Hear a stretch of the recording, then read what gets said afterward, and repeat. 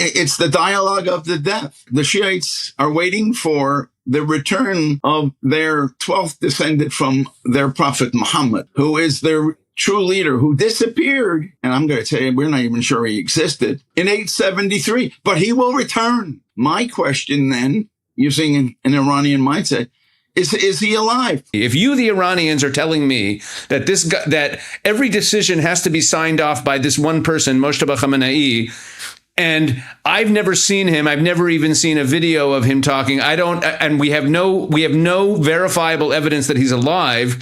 Show me that he's alive. And the reason I suggest this is not because they will, because they can't. Hear me out. If this challenge was made publicly, the Iranian people, if it became obvious that Moshtaba is dead or incapacitated, that could destabilize the regime in a way that all of these bombings couldn't. Am I wrong? Welcome to this episode of Shoulder to Shoulder, a podcast where a pastor and a rabbi get to the heart of issues that matter to people of faith.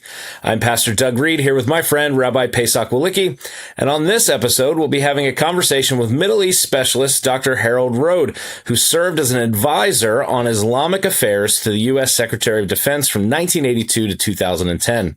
Before we jump into our podcast conversation today, please like our Facebook page and join our Facebook group, the Shoulder to Shoulder Community, where you can interact with Pesach and me all week long. The best way to support this podcast is to go on over to Patreon, subscribe to Shoulder. For just $10 a month, you're helping us bring this message of Shoulder to more and more people all around the world. For a thank you for your subscription, you're going to get exclusive access to chapter-by-chapter Bible study beginning in Genesis chapter 1 from Rabbi Pesach and myself. So go on over to Patreon and subscribe to Shoulder for just $10 a month. We're grateful for our sponsor, Israel 365 News, which is the place for you to go and get your news and information before going to anyone else. Go on over to Israel365news.com to check out some of their articles and be sure to read Rabbi Pesach and my columns. Pesach, each and every week, we have incredible products and initiatives going on at Israel 365 that we get behind. What are we supporting today? Well, everyone listening to this podcast is familiar with the issue that we have mentioned many times, that younger Christians in America have been drifting away from support for Israel. Not that they're necessarily becoming anti-Israel, but there's less support, there's less concern for Israel, they're more ambivalent about Israel. Well, Israel 365 has been doing something about it, and we started this program a couple of years ago, and we've been doing it more and more. A few times a year, we bring groups of young Christian leaders, usually just post-collegiate, sometimes they're on the youth ministry staffs of churches. We're bringing young Christian leaders on young leadership trips to Israel. Very powerful trips. We take them, we show them the political realities.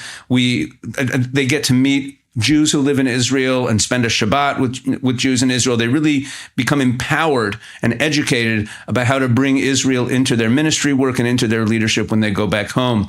And we are working on our next trips, and these trips are funded entirely by donors. They're funded by people like you who care about this issue. And it doesn't mean that we're looking for people to necessarily bankroll an entire trip, although we're more than happy to have a check with a lot of zeros come in from one of our listeners. But any amount that you want to give, $5, $500, whatever it is, go to Israel365.com/trip. That's really easy to remember. So even if you're on the treadmill now or you're driving, you should easily remember that. Israel365.com/trip. And whatever you could give will help us bring more young leaders to Israel on our next young leadership trip.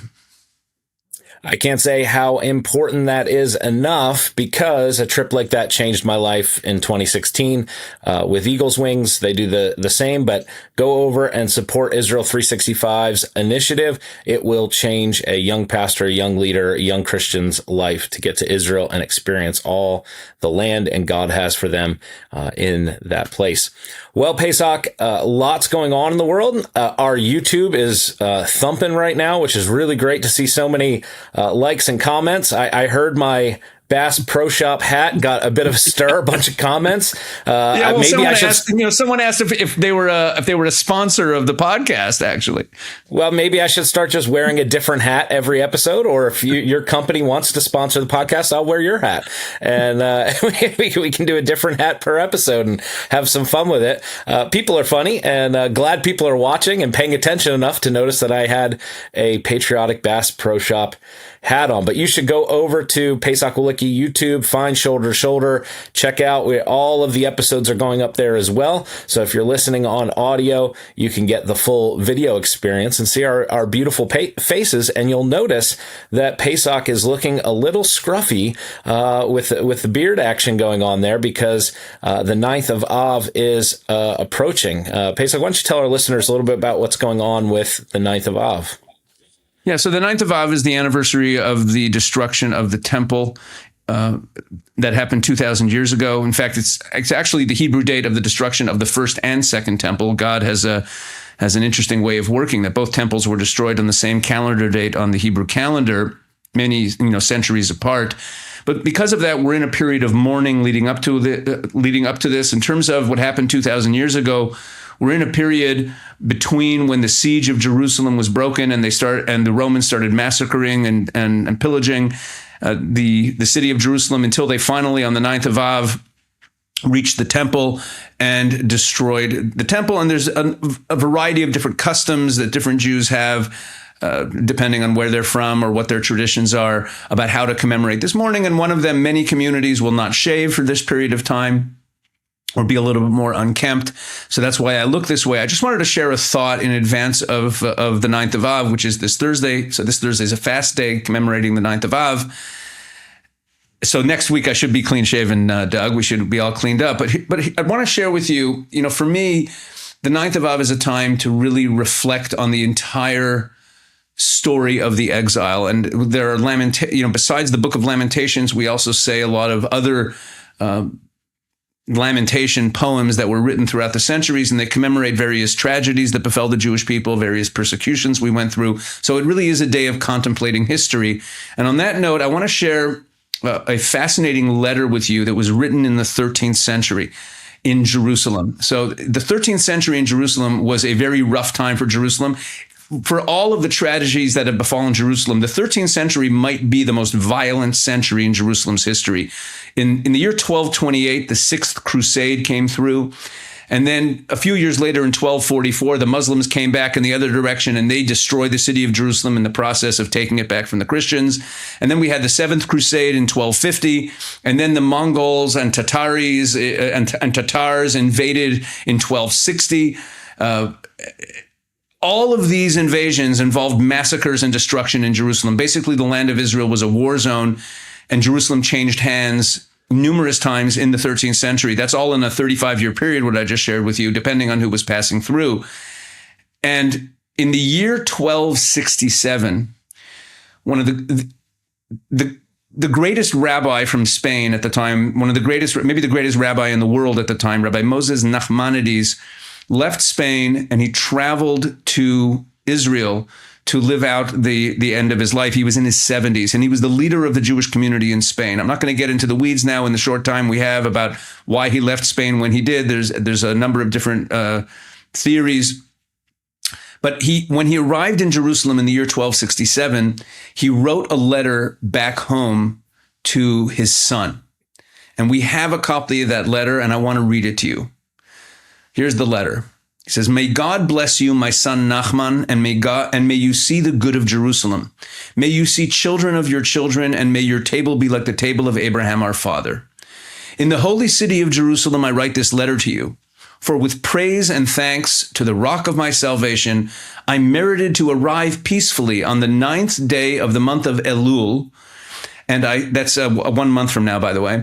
"And I stayed in Jerusalem in peace until the day after Yom Kippur, the Day of Atonement, after which I am now planning to travel to Hebron, city of the graves of our fathers, to pray there and to dig a burial site for myself there with God's help," which he did not do in the end. What can I tell you regarding the land? For there is much neglect and the desolation is great. The general rule is as follows. That which is holier is more destroyed. Jerusalem is more destroyed than anything else.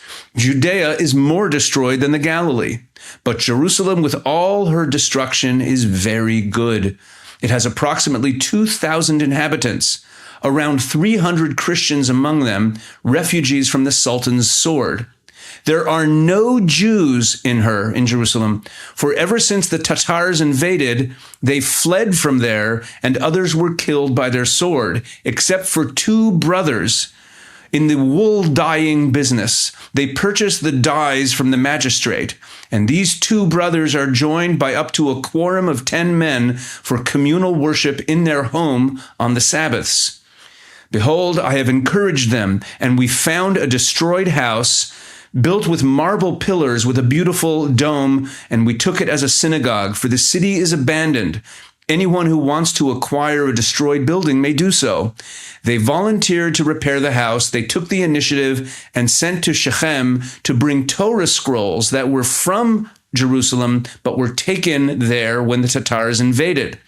Behold, they have now established a synagogue, and there they will pray. For many people come to Jerusalem regularly, men and women from Damascus and Aleppo and all the regions of the land, to see the temple site and cry over it. He who granted me to see Jerusalem in its state of destruction will grant us to see it rebuilt and established when the glorious presence of God returns to it. May you, my son, and your siblings and the entire family, all of you, merit seeing the good of Jerusalem and the comfort of Zion. Your worried and rejoicing father, Moses Nachmanides. P.S. Send my greetings to Rabbi Moses, son of Solomon, your mother's brother. I hereby tell him that I went up to the Mount of Olives, which is opposite the Temple Mount and adjacent to it. Only the valley of Jehoshaphat separates them, and there opposite the holy temple, I read the verses that he composed with much weeping. May he who caused his name to dwell in the holy temple increase and expand your peace with the peace of your entire honored and holy community forever and eternity. Amen. Wow. That's the letter. Now, this letter, think about when this was. This was a brief period between the Tatar invasion and 7 years later, Nachmanides gets there, and he says that the Torah scrolls and the Jews there fled during the Tatar invasion. What I believe the significance of this letter is bigger than anyone realizes. Because if you think about the destruction of the temple 2,000 years ago, and the Roman invasion, the Roman destruction, to where we are today, if you were to look at a graph of the population, of the Jewish population in Jerusalem from that time till today, the low point on that graph is probably that 7-year period. It's probably the only time in Jerusalem's history that there was no quorum of 10 men, that there was no active synagogue, that there was no Torah scroll there. Probably the only time, that brief period, because there was always a Jewish community, a fledgling Jewish community in Jerusalem. And once Nachmanides gets there and he calls them back and they start a synagogue, from that point forward, the community started growing again. And that synagogue, it moved location in the 1500s, a couple hundred years after this. But the location it moved to in the 1500s is still functioning, and it's still named after him. It's the Nachmanides synagogue in the old city. It's around it's not far. It's like a few hundred yards from the original site. But that congregation still exists, which means that if you want to look at a point of beginning where the arrow on the graph, instead of going down and leading to more destruction of the Jewish presence in Jerusalem, where the arrow starts pointing up and forever after the Jewish community is growing, it's that point where he arrives in Jerusalem. So to me, there's something very powerful about that exact moment in history when Nachmanides gets to Jerusalem and starts rebuilding the community. And it's never, and ever since then, I mean, there was the period between 1948 and 1967 where the old city was in Jordanians' hands, but that was the old city. But the community of Jerusalem was already quite large at that point. So this is, to me, this captures to me what the spirit of Tisha B'Av is about, where we contemplate all of the destruction and the darkness and the seemingly eternal length of the exile, but at the same time, we also take a step back and recognize, the tremendous perseverance and courage of the Jews throughout those centuries to hold on and pass the baton of survival to the next generation and eventually lead us to where we are today. So I wanted to share that remarkable letter with you. I did the translation myself. I never saw it anywhere in English translation, so I translated it myself. No, it's beautiful. And I think it just points again to the faithfulness of God, that when you read the scriptures, he's not slow in keeping his promises. He's going to deliver. He's going to show up. And even when there's two, he still holds on to his promises. And I just think that's such a beautiful silver lining to such a dark holiday, where it's not a holiday necessarily, but a dark day of remembrance for the Jewish people. And so I like that. I like that it adds a layer of hope to something that's so dark. Amen. All right. I guess I'll bring in our guest now. He's been waiting, and we're really very much looking forward to speaking with him. Harold Rhode received his PhD from Columbia University in Islamic history. He then had a very short career teaching at the University of Delaware before he started working for the Pentagon. Starting in 1982, he became the go-to person, an advisor on the Islamic world, and he served in a number of different roles in there, and all the way until 2010. And he is universally acknowledged as one of the top experts on the Middle East and on Iran in particular. And there's so much more that I could say about Harold Rhode. I had the honor and the great pleasure of getting to know Harold a little bit recently. We had brunch together in Jerusalem. And I'm so honored that you're here with us. Harold, welcome to the Shoulder to Shoulder podcast. Thank you, Pesach. Thank you, Doug. Great to have you on, and really excited to hear some of your journey and story, and get into some of the weeds here with what's going on currently in Iran and in the Middle East. Harold, let's get started with where we are. We'll work back into your story, but I know that I mentioned your education, but what I didn't mention is that you also did part of your education actually in Iran. And our viewers, I'll let the cat out of the bag right now. Our viewers will be interested to know that you were actually in Iran when the revolution happened in the late 1970s, which is remarkable. I speak to our viewers right now, to our listeners. Harold is not your normal Middle East expert. He actually lived through it. He was actually there at the time. He knows Iran from the inside. So Harold, where we are right now, where we had this period of this MOU and this negotiation, and Trump keeps saying that he wants them to come back and make another deal.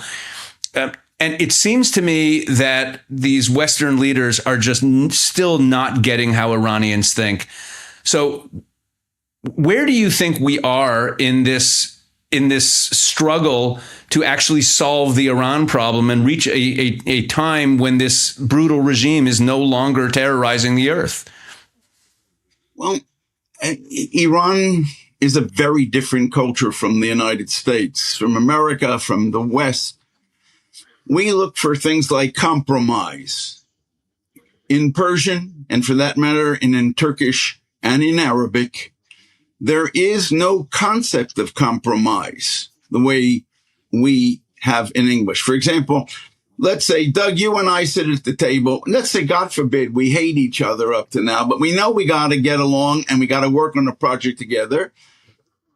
And you and I sit across from the table. We're skeptical at first, but I begin to give a little, you begin to give a little. We begin to see, hey, each of them sees we're really not bad guys. And we come to an agreement, and we're both happy, but each of us gave in a little. In the Middle East, in none of those languages is that concept of compromise. There's only, you'll excuse how I'm going to put this, there's only the concept of to be compromised. And that has a very, let's say, gross meaning. And when then do you talk? And you do talk only after you have won. If you have won, then Doug, you have won. I have lost. You tell me we're sitting down, and then you, the winner, you dictate to me the terms under which we will be in the same place together. And I'm, of course, upset and angry, but I can't do anything about it because you've overpowered me. It's called I'm angry, and I'm for the next period of time. Anybody, for example, if you were to say, Harold, let's sit down and talk before you won, you are signaling to me that either you don't have the ability or the will to do what is necessary to win. How do I understand that? You want to talk before you won? It shows that you're weak. And what in the Middle East do you do when you see your enemy weak? You pounce, you strike, you attack. I want to apply this to the so-called memorandum of understanding. And I'm going to also, I can explain what the other side is, how they see it. And that's key here. America wants to talk before it won. And that in essence says that it can't or it won't win. Either it shows weakness. That is what our side did when we summoned, we said, let's talk.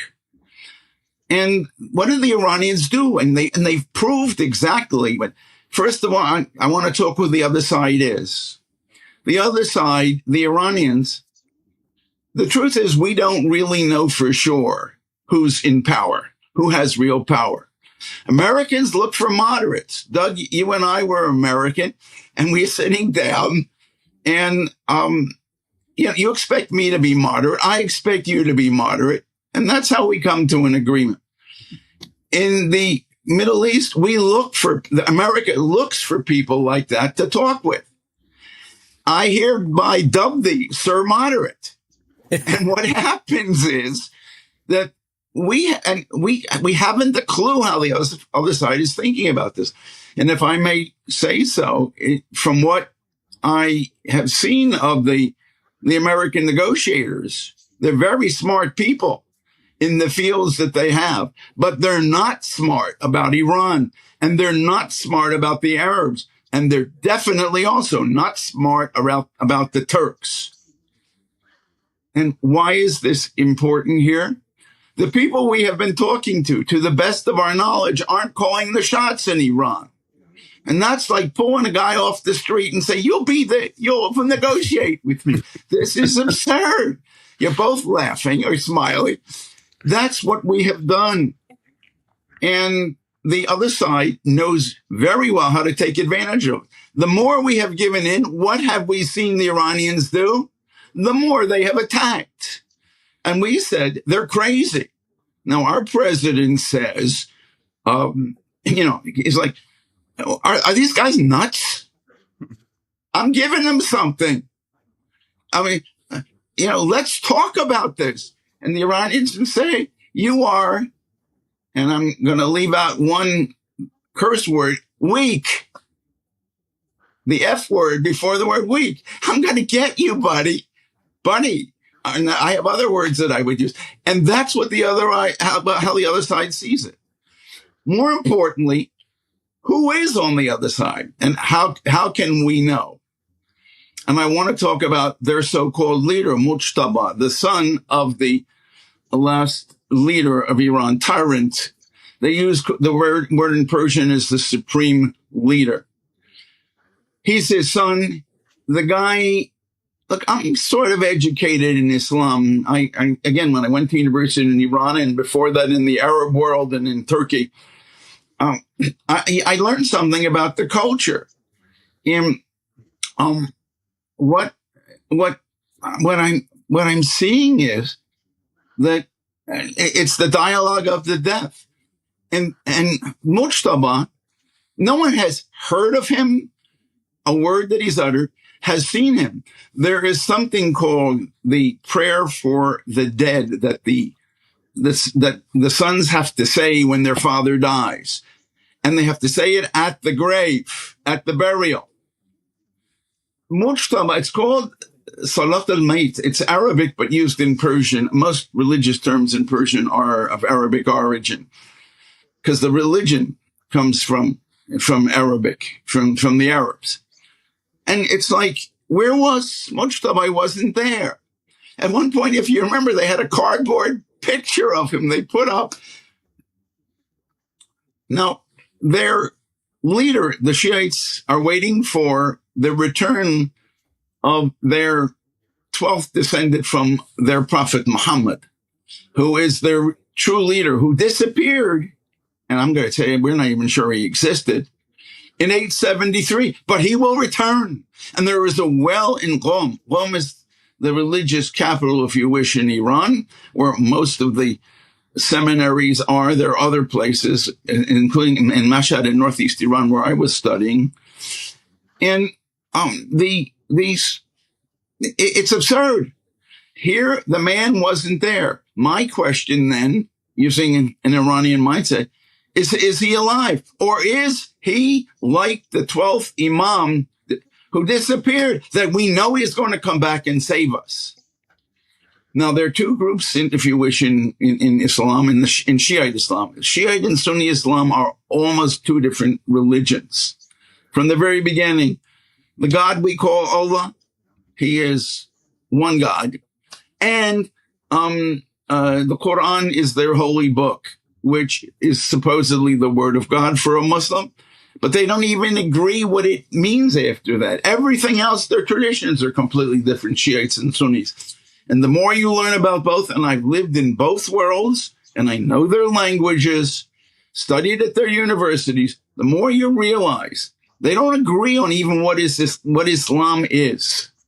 And they fight over it. And there's no way of making peace as we understand it, which in the United States, and Hebrew is the perfect language for this, the word shalom comes from the root of completeness in Hebrew. In most words having to letting bygones be bygones. The word to pay. Pesach, you and I, you're a store owner. I come into your store. We bargain for whatever the price is. You hand me the goods, I hand you the money. That is called to pay. It's over. I own the good. You have the money. And that's final. And it's when you negotiate, it's bygones be bygones, the way we do it. Okay. I mean, again, God forbid, Doug, in our previous example, you and I hated each other. And we buried the hatchet. We shook hands. In the past, we know it, but we're getting along now. And we do our damnedest, but that's not the Middle East. Now, the Shiites and the Sunnis have been fighting since their prophet Muhammad died on who should run Islam.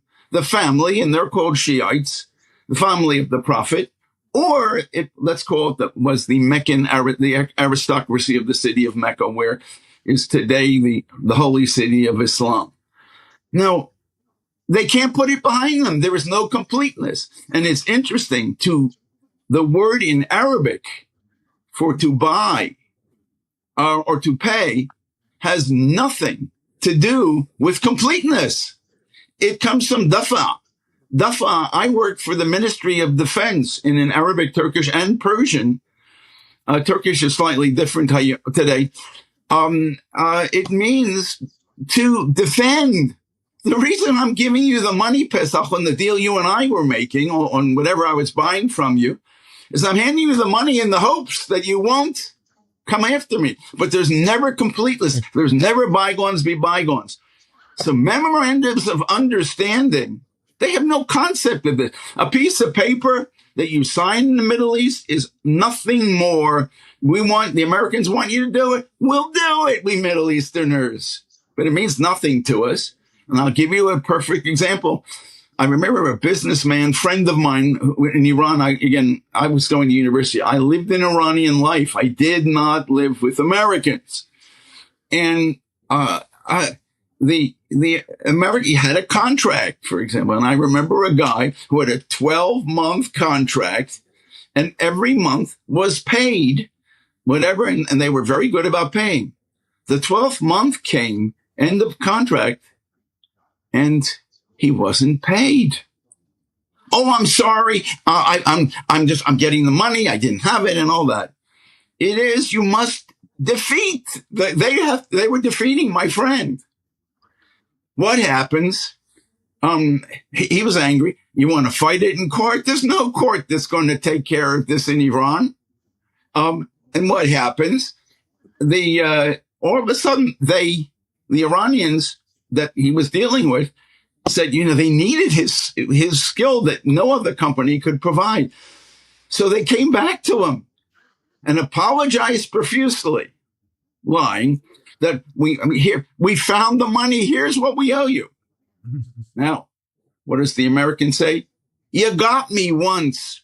You're not going to get me now. Fine. I'll give you. Okay. I say to myself, I'm going to take, I'm the only one who's got the skill you need. I'm going to take whatever the sum of money I want, add an extra month or two, divide it by 11, because that's what I think I'm going to get, only 11 payments. And the hell with you. But I now know that it's the negotiation, it's always tense. And we think we got a memorandum of understanding and we're going to get whatever. Unfortunately, it seems now that the way that our president, and I'm pro-President Trump, has been talking with them. He's been doing so many things that he gets them to a point and he doesn't want to finish them off. And that's what you have to do in the Middle East. And once you go like this, and it's done very politely, because I got to make sure, I don't want to destroy you, but I'm going to dictate the terms because I won and you lost. I don't remember who won the deal between you and me before, but it doesn't matter. You get my point. Yeah. And this is a dialogue of the deaf. And they know how we do things, and they use it. And they are the nicest. They're very good-looking people, men and the women both. Very good. And they smile, and they know how to bamboozle you. They're wonderful people. And I want to tell you, from my point of view, their food is the best in the world. Their kosher is subtle. It's beautiful. But it's skin deep. And the problem is Iranians themselves don't know how to handle this. But you know that a deal is never a deal. Okay. So sense. No, it totally makes sense. So we're in a position of weakness up until by choice, up until the point President Trump has decided now the MOU's done and they've started bombing things.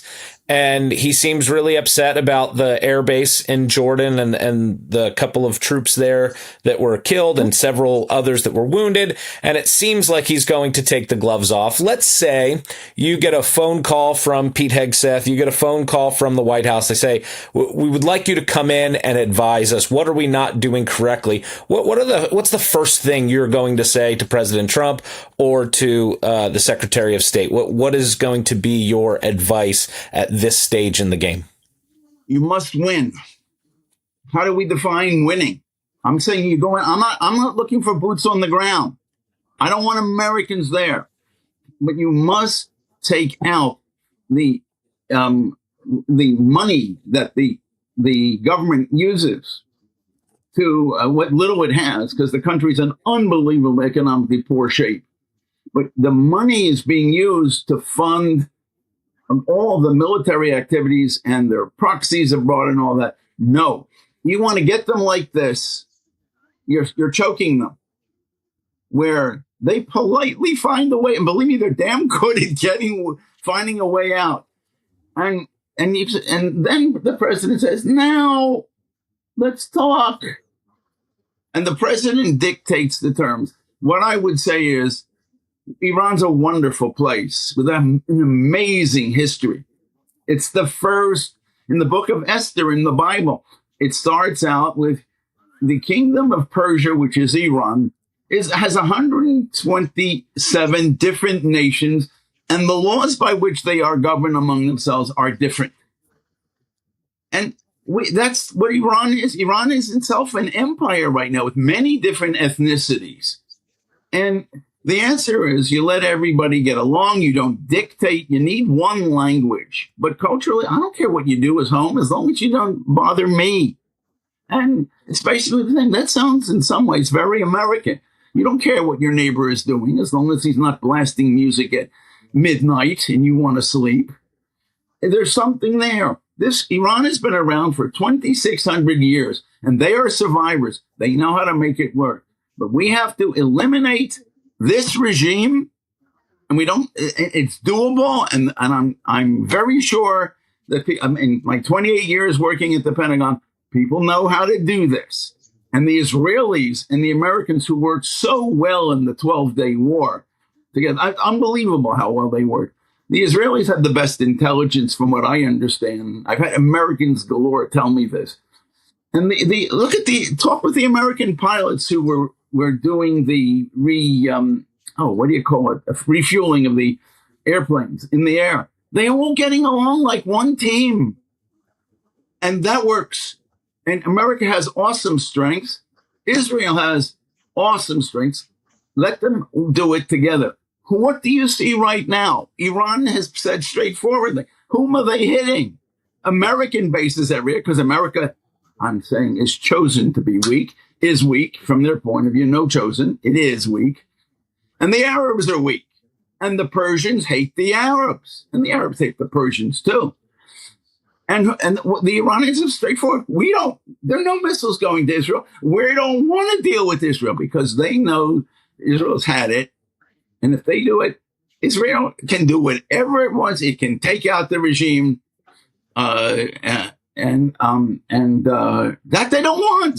So, Harold, on that point about taking out the regime, I want to talk about the Iranian people. We just saw this big funeral where there were throngs in the streets, and I mean, supposedly. Supposedly. I mean, part of this is because I've spoken to you and you educated me about how Iranians think. And I want our audience to hear some of that. When we see these throngs in the street, and I even had some people in America that I'm friendly with who said, oh my gosh, you guys, like American people in the political space that I communicate with, who said, you guys were saying that they didn't really have support of the people. Look at those crowds. Trump fell for it too. He said, oh wow, they told me he was not popular, but look at these crowds. Educate us about how the Iranian people think and what might be going on when we see these massive crowds versus hearing that most Iranian people are opposed to the regime. Get us into the heads of the Iranian people. They must be with the winner. You see what I'm doing? I put my finger up. I want to figure where the wind is coming from because that's the winner. And today, Pesach, I'm totally pro Pesach because you got the goal. You're strong. And then I see there's this other guy named Doug. And Doug is doing things and you're not responding. So in the middle of a sentence, I switch my support to Doug. And Iran is the first culture conquered by the Arabs coming out of Arabia with their new religion, Islam. That their culture survived. They were an empire for 1,100 years by then, and they know how to bow down, to pretend all sorts of things and survive. Now, I'm sorry, I've gone way off here, Pesach, and I don't remember what the question was. No, I want to understand, meaning, does the regime have support of the people? Does it not have support of the people? No. Where are the Iranian people right now? Thank you. The support is this or that. The people went out in droves when they perceived that the regime was weak. And what did its President Trump do? He stopped the war, the 12-day war.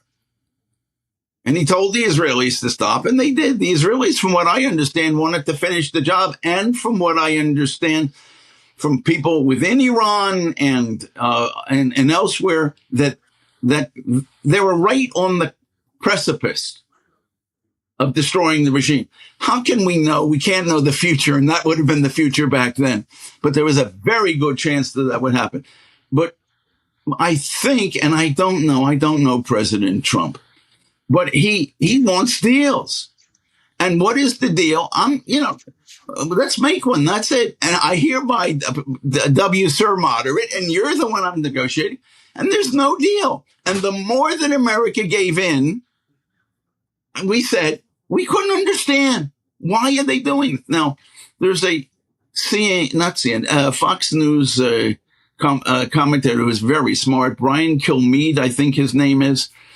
And he said, he's pro-Trump. And he said, why did we have these negotiators, Witkoff and Kushner, who they may have done very well in financially, but just because you've done well financially doesn't mean you understand the mentality of people that don't think like you do. In America, maybe that would have worked, and and that would have been marvelous people to have on your team. But Brian Kumek said, why did we have those people doing the negotiations or the talks? Because they're not negotiations. But Harold, Harold, if you're saying that, please, this is sure, important. Those crowds, if they are very, very good in the pictures that they have shown, there are many, many people, and I know this from people who are well connected inside of Iran, some of whom actually support the regime. We only saw the crowds who were being given water and food. The country doesn't have water. And they were bussed in. But there was another crowd going the other way, getting out of the city. They don't want to be there for all of this. We didn't see that, but there are videos of people in the throng, supposedly going after the casket and whatever to bury this guy. And then there are people going the other way, and we didn't have them. But I know I've seen videos of this. No, were they made up? Well, that's the problem. I wasn't there to know it, but I lived through the early and mid stages of the revolution in Iran, and I watched people go. As I said before, when they saw that the Shah was not either willing or capable of doing what was necessary to keep himself in power. And all of a sudden, people at my university were out in the street yelling, "Death to the Shah, long live Khomeini." I got furious because I'm an American. And I know that if you lie to somebody, look at how our justice system is supposed to work. You raise your hand to tell the truth. That's what we expect of people. You don't look at someone in the eye. I'm trying to look at both of you in the pictures at the same time.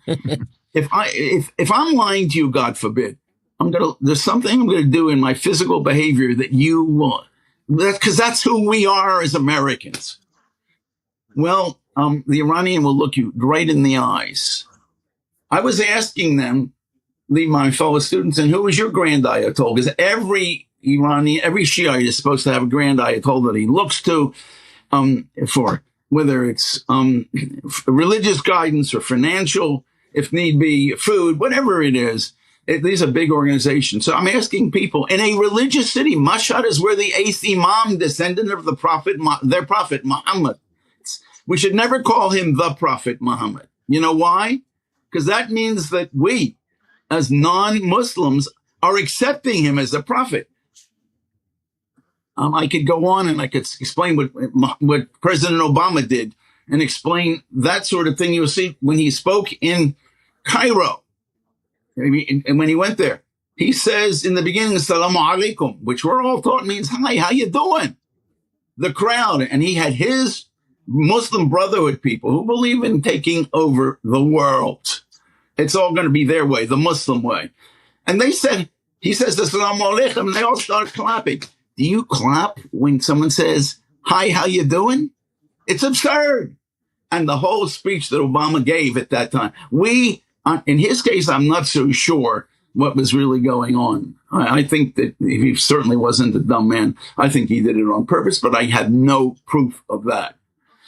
Please, I beg you, they are lying to us. The pictures that we saw and all that. I saw people. I mean, just go back to my own story. Here are these guys out in the streets yelling, long live Khomeini. And why did I get mad? Because I knew the names of 6 grand ayatollahs. And I was asking everybody, and who's the grand ayatollah that your family follows? And I'm in this holy city. That's like asking, okay, Doug, tell me who Jesus was.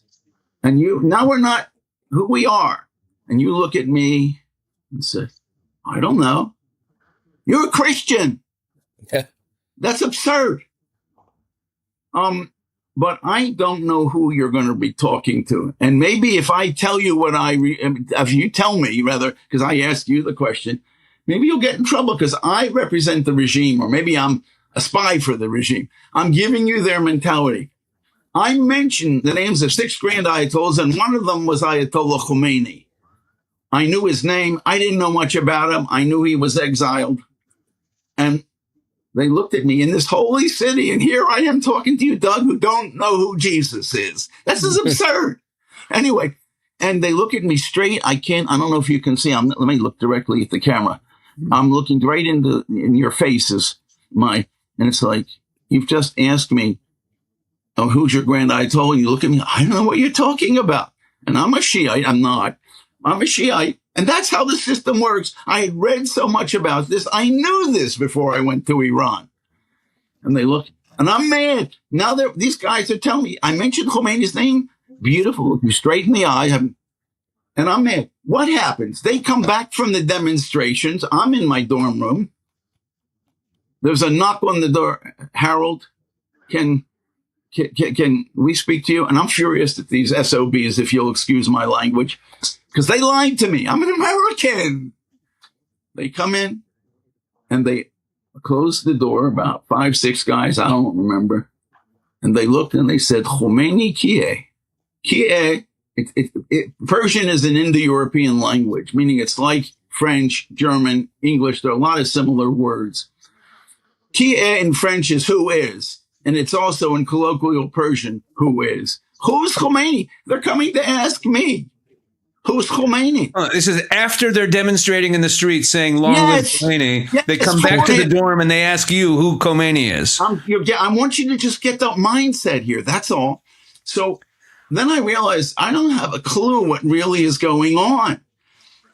And I asked them, why are you asking me? And I was furious.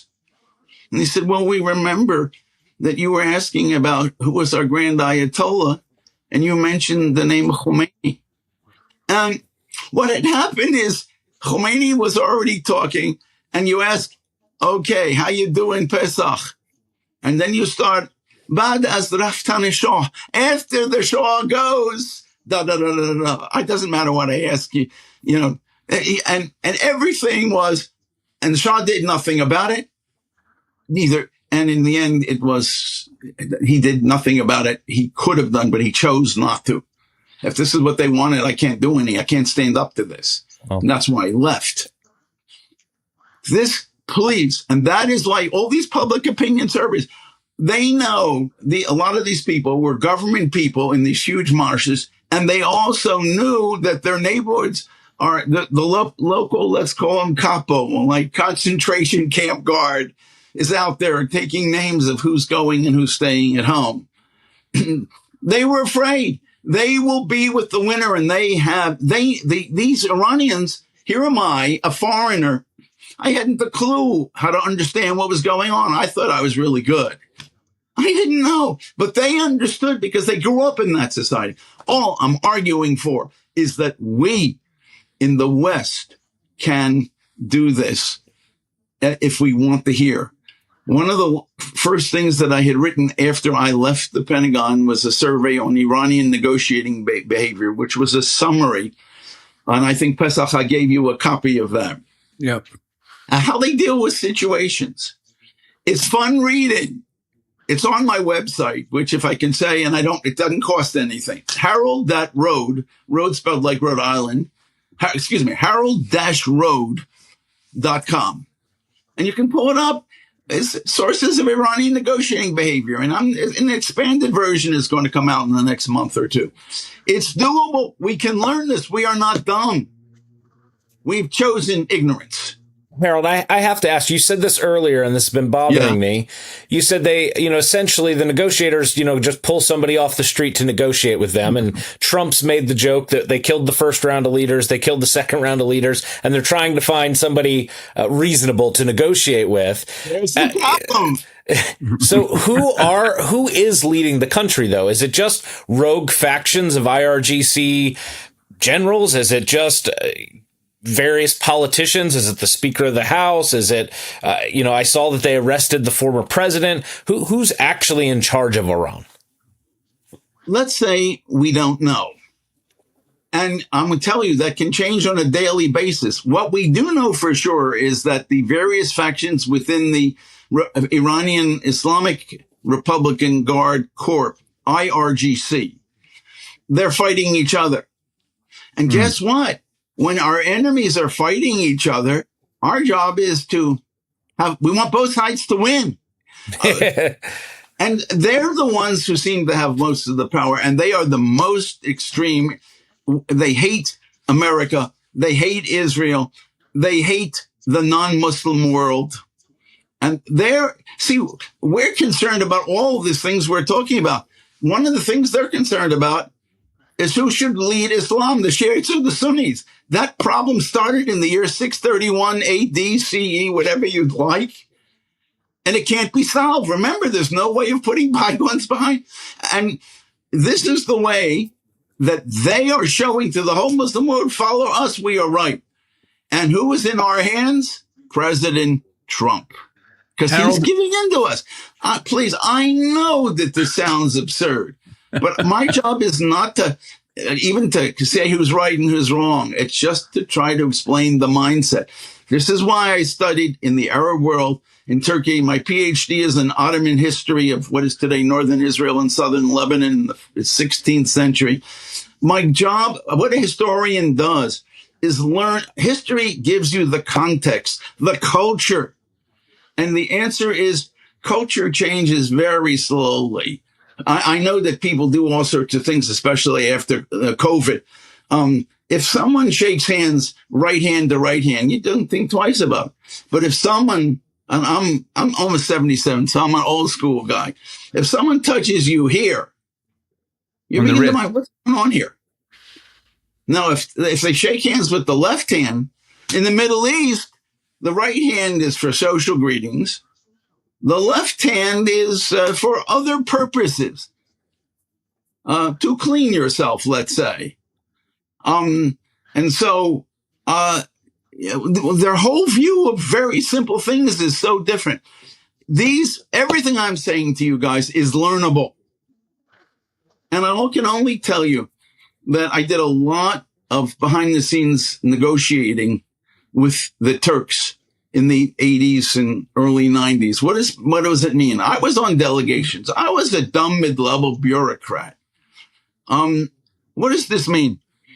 I'm a nothing. But why this is important is nothings become very, very powerful. What would happen is, let me just give you an example. When we negotiated with the Turkish general staff, the chief of the general staff, what would happen is the Turks would ask me to meet them, and sometimes at 2 a.m. before the negotiations. They said, here's a list of things that we want to ask for. Do you know, or can you get an answer to what if we ask for it, what will happen? And my job was then at 5 or so in the morning to go to the head of the American delegation, and a guy named Richard Pearl, who in the earlier years of the Reagan administration was simply magnificent, and he understood how to use this mentality. I went and I worked for Richard Pearl. He's an older brother to me. It still is. Anyway, I would go back and I said, Richard, here's what they want. What's yes, what's no, and what's maybe. Okay, I got the list. And what do you think we might get? And I said, okay, my job was then to go back to the Turks, give them the list. Now, the only one who spoke was the head of the delegation. I'm talking about Turks issues, just the same in Iran and other places. And then I gave them the list. And the head of, that is the Turkish chief of staff, or whoever was running it, would then ask for various things. He only asked for things that he knew he was going to get an answer. The answer would be yes. Why? This is all, it gives him personal honor. Look at me. I got the Americans to agree to all these things. To agree to everything I asked for. And then the questions of yes, maybe yes. Could we, what about these things? He would pick like 1 or 2. And the ones that I thought were maybe the one. And I was a nobody, but I'm the one bringing things back and forth. I'm just sitting there doodling behind us as they're doing their thing. And the ones I remember that were maybes and was a good chance that would work. And Richard Pearl gave answers, which I think we can make it work. I'm not 100% sure. No one would ever say that on the Turkish side. And then, but we will really try. And then I want to tell you, after Richard came another few other people, and there was another guy, and I don't want to say his name, who took Richard's place at the Pentagon. And he didn't come from two cultures, let's say, only standard American culture. And I said to this guy, and he said he wanted to do X, Y, and Z. I said, listen, what you're asking for, I know they can't agree to, but they don't. They have the word no in Turkish, and it's the same as this is the way it works in that part of the world. They have, but it's only used for a fact. Is this a piece of paper that I've just pulled up? The answer is yes or no. No one's honor is at stake by me answering that question. But you want to do something that I in no way want to do. And I will say things like, God willing. In other words, it's not my fault if it doesn't happen. Or let's study this. Let's see. And I remember once a discussion where the mayor of Istanbul, who at the time, he was a Kurd who spoke only two languages, Turkish and Kurdish. I know a little Kurdish. I knew more then, but it's gone now. But Turkish I know. And the question I was asked to translate, I'm a terrible translator. The question I was asked to translate was whatever. And the question, and then the answer, the mayor is going on and on and on. I know from the way he's talking, the answer is no. But you can't say that. The best you could say is yok in Turkish, which means it's non-existent. Hayır is the real word for no. But you don't want to insult anybody. And so I'm, Richard Pearl's asking, what is he saying? I said, Richard, he's saying no, but it's impolite to say that in one word. Please, if I could learn this, I didn't grow up with this. I'm a nice American Jew. We're 5 generations in the United States. I grew up with no language, nothing else but English. But I was able, because I grew up in 2 cultures, meaning as a Jew and as a regular American, I knew from the time there are things that we did at home that we didn't do outside and vice versa. And when I described this to one of Richard Pearl's successors at the Pentagon, I described that, that we're very, in Jewish culture, a father will kiss his children. And I was explaining, and this guy was like getting uptight. Today, I know it's different. But back then, they were much more formal. This is culture. It's not right and wrong. It's right and wrong in the cultures that whoever is part of does. It's like me doing this, or that I was saying before. You're right away suspicious if someone grabs you there. Why? It's not that it's true or not true. It's in our culture. It means something. Or when men are kissing each other in that culture, it does not mean that the next thing they're about to do is get in bed together. It doesn't mean that. Mm-hmm. But to us, in the culture we come from, it doesn't work that way. It's not done in America. Harold. And I remember at the Pentagon that I watched, we are invariably, as a Jew, we will bend in and with a big smile on our face, shake hands. I remember to a Marine colonel I was very friendly with. He was away, and he comes back from a trip, and I shake his hand, and I'm, and he is like cold. He was a friend, nothing more, and I didn't, but he was concerned. I could see it in his face. The cultures, a great German philosopher at the turn of the 1800s, 1900s, von Ranke, if I have the dates correct, said, cultures clash, they do not communicate.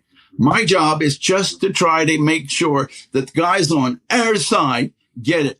The Israelis are much better at this than the Americans. And it's because for them, it is existential. For Americans, so we lose. there's so many we'll figure it out, but we'll still survive tomorrow. The Israelis wonder, will they? They're a one-bomb country, as one of the past presidents of Iran said, one atom bomb. It's a tiny place. And, Harold, that's it. I'm sorry, I'm going on, but this, it's good. Harold, we have to wrap up soon. But I just want to say that, based on everything you're saying, it seems to me that bombing this or that military installation or even infrastructure or bridges is not the way to bring down the regime. And the way to bring down the regime would be to make them look weak in the eyes of their people and do things to undermine how the people perceive them. I know it might seem like a trivial thing, but I think that one thing that they should do, that the Americans should do, and it would be easy to do, it wouldn't cost them a dime, and it wouldn't cost a single soldier, it wouldn't even cost a missile, is to make a public demand that they see signs of life and functionality from Mojtaba, and if not, there will be no negotiation whatsoever with anyone, even an intermediary. Because if you, the Iranians, are telling me that that every decision has to be signed off by this one person, Mojtaba Khamenei, and I've never seen him. I've never even seen a video of him talking. And we have no verifiable evidence that he's alive. Show me that he's alive. And the reason I suggest this is not because they will, because they can't. And it's that if this challenge was made publicly, hear me out. If this challenge was made publicly, the Iranian people, if it became obvious that Mojtaba is dead or incapacitated, that could destabilize the regime in a way that all of these bombings couldn't. Am I wrong? I want to give you 3 answers here, and I'm sorry. Each of them are right. If the goal, sometimes that's the case, and sometimes they're opposed to each other. Well, it's very rabbinic. 3 right answers. Okay, let's take the policy that they're doing now and cutting the bridges and all that. What they are doing, that is the I don't know who's giving the things, but it is smart because it is cutting off the money that the Iranian government they're making it an island, if you wish, that they will have no access to, and they're going to have to, it almost separates that section of the country. And that's what they're going after. That is a good thing. But if I were to say, okay, that's one thing you're doing, and I think you should do. But there's another thing you should do. We don't have a lot of time here. We have midterms. We have God knows what else. And the answer is you help the Revolutionary Guards have fun together and knock each other off. And we can. And once the regime, the people who are oppressing the people hate them. But you can't tell someone who's got a gun at your face and killed 40,000, 50,000 people. That's how they stay in power now. If you got to take away power from them. Maybe I'm wrong. I'm not a military guy. I'm a culture guy. But I think you go for the top while you're doing the thing. One of them, it's a cocktail of drugs you're taking to get some disease you do the cutting off of of that part of the country where the oil is exported and everything. Bandar Abbas, that whole area, which is right outside the straits, or right really at the top of the street. What you do is do all these things together, but you don't talk nicely about them. These people have got to go. I am not worried about, we want to know what comes afterwards. The Iranian people, this is my experience, and I haven't been there since the revolution. And, but it's culture. Culture doesn't change all that fast. They had a very respectable passport. That is under the Shah. Iranians traveled. They could go anywhere. No problems. Watch any Iranian. It's been for years already. And if someone comes with an Iranian passport, what they go through at airports and on airplanes is unbelievable. And some of them are very kind and decent people. They don't deserve it. All I'm saying is they want nothing more than to be respected.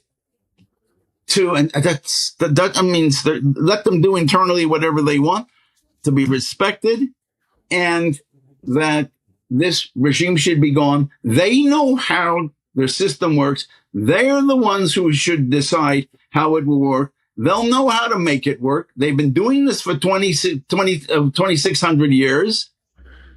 And they want to be part of the world. And remember, Iranians, I'm trying to, you can't see, my hands are way, they exaggerate about everything. And I bought a watermelon 6 foot wide. Oh, everybody knows you're lying, but that's their culture. All they want is to be part of the world. They hear from their parents and grandparents what life was like under the Shah. And they know that, let's say the literacy rate was about 16% when the Shah took power, the father, of the present young guy. And Persian is a very hard language to write. To speak is not a problem. It has to do with the influences. The words are written in ways. We have the word daughter in English as a GH. So why is it there? But Persian has tons of problems with what letters do you write the right thing.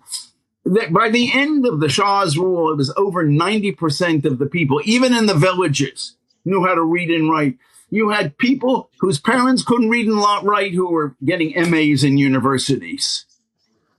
They know it. And remember, Iranians are exaggerated. So they was so much better on the Shah. And that is one of the reasons that many are yelling, and that Reza Shah is coming back. The son, they know what his father was. The only person everybody knows. I'm not pro or anti. I know him. I think he's a very nice guy, and I like the way he's been talking in the last year or two in public. Anyway, I don't know if he's the answer, but he doesn't even say he's the answer. He said, let me just try to help get together a group of people who from different walks of life. And instead of calling it democracy, it's inclusive. You're an Iranian, you belong. And you have elders, and you have this, and your family. Everybody belongs. I don't care what you are. That's how Iran works. That's how it can in the future. And then with the amount of wealth that country has, wow. Look and out. They love America. And they love Israel. Why? Because the regime hates them, and they hate the regime. All right. Thank you. That was great. This has been incredible. So Herald-Rhode.com. That's where you can find some of his articles, books, all of that. Anywhere else that people can stay connected with you, Harold? That's the best. That's really the best way to do it. I do a lot of podcasts and things like this. I love it because the way I talk, I'm a down-to-earth guy. I know I have a tie on. I do have a bathing suit on, though. No, but seriously, Rhode is spelled like the state Rhode Island, RHODE, Herald-Rhode.com. Go there. It's all free, whatever you see there. Download it. There's going to be a lot more things with time. And there are all the articles. Everything I have is how to understand how they think. And I hope that will help. Let's say the next generation or people who are in government now, I hope it'll help them dealing with others. Amen. Love it. Amen. It's been a real pleasure. And thank you all for listening to today's episode. If you enjoyed this episode, please like, rate, and share this podcast. Subscribe on Patreon. Stop on over on YouTube and check us out, as we love to connect with more and more of our Shoulder to Shoulder family. And we'll see you on our next episode.